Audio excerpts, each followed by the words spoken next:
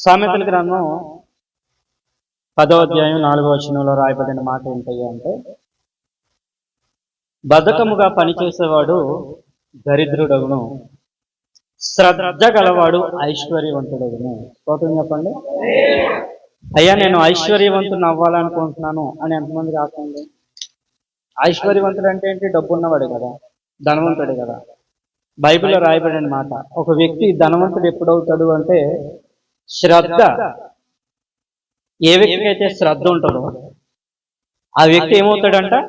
ఐశ్వర్యవంతుడు అవ్వడానికి దేవుడు కృప చూపిస్తాడంట. ఆమేన్ చెప్పండి.